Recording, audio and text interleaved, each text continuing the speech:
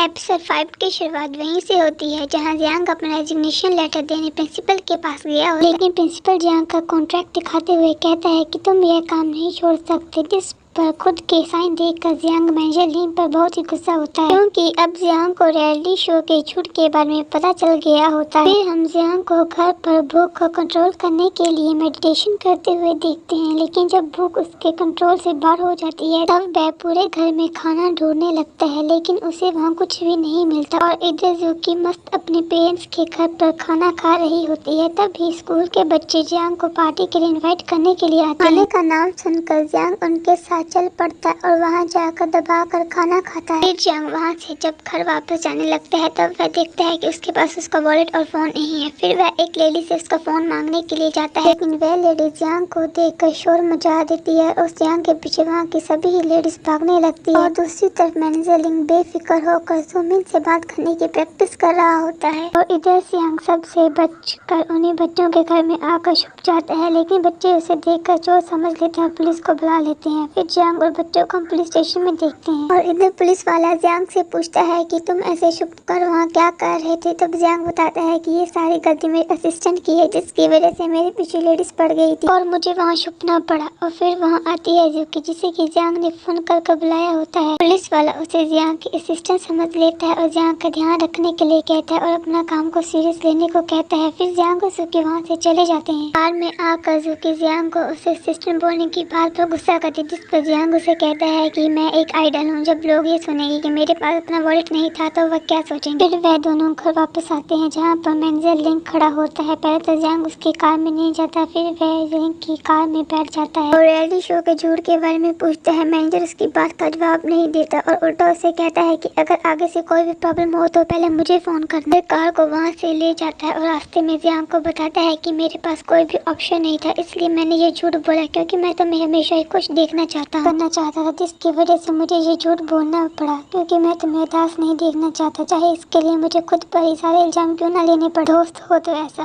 फिर हम स्कूल में टीचर मीटिंग को देखते हैं, जहाँ पर सुमिन सभी क्लास इंचार्ज को अपनी अपनी क्लास का रिजल्ट करवाने को कहती है। इस पर सुमिन प्रिंसिपल से क्लास 8 के नए इंचार्ज के बारे में पूछती है और जियांग स्कूल छोड़कर नहीं जा रहा। यह बात प्रिंसिपल के मुँह से सुनकर बहुत ही शॉक रह जाती है, क्योंकि अब उसे जियांग को फिर से झेलना पड़ेगा। और फिर घर आकर जब जियांग को वहीं पर देखती है तो गुस्से से उसकी तरफ बढ़ती है और उसे कहती है कि तुमने मुझे झूठ बताया। जियांग ज़ूकी को इतने गुस्से में देखकर डर ही जाता है। फिर उसे अपना गिटार पकड़ाकर डरते डरते अपना कॉन्ट्रैक्ट दिखाता है और फिर उसे एक टांग पर खड़े होकर पढ़कर भी बताता है। फिर हम ज़ूकी को क्लास में पढ़ाते हुए देखते हैं, जिस पर कोई भी ध्यान नहीं दे रहा होता। फिर उसका पीरियड ओवर हो जाता है और फिर एक बच्चा वहाँ से उठकर भागने लगता है, जिसे ज़ूकी रोक कर वहाँ अपनी सीट पर बिठा देती है और उन्हें बताती है कि जियांग स्कूल छोड़कर नहीं जा रहा। जिस बात को सुनकर बच्चे बहुत ही ज्यादा खुश होते हैं। फिर जैसे ही जियांग क्लास में एंटर होता है तो उसके एंटर होते ही बच्चे उसको रियलिटी शो के बारे में पूछने लगते हैं, जिस पर गुस्सा होकर जियांग उन्हें कहता है कि क्या फर्क पड़ता है, रियलिटी शो झूठा था या फिर सच्चा चल रहा है या फिर नहीं, ये बात काफी नहीं है कि मैं अब यहाँ पर तुम्हारे सामने हूँ। फिर बच्चे जियांग को ज़ूकी की शिकायत लगाने लगे हैं कि उसने उनकी सारी फ्रीडम खो ली है और उनसे उनके फोन भी ले लिए। आप हमारे क्लास इंचार्ज है तो आप हमारे लिए प्लीज कुछ करिए। उनकी बातें सुनकर नहीं जियांग सारी रात क्या करता है कि सुबह उठकर बच्चों के पास आता है, उन्हें बताता है कि अब हम सब मिलकर सीक्रेट एक्टिविटीज करेंगे, जिसके बारे में वह उन्हें ज़ूकी को बताने से मना करता है। बच्चे भी उसकी बात मान जाते हैं। बच्चे जियांग को ज़ूकी और चैन के पास से खाना खाते उठाकर ले आते हैं। फिर सब मिलकर तैयारी करने लगते हैं। फिर वह अपने प्लान में टीचर जियांग को भी शामिल कर लेते हैं, जो क्लास का फेक लेक्चर लगाएगा।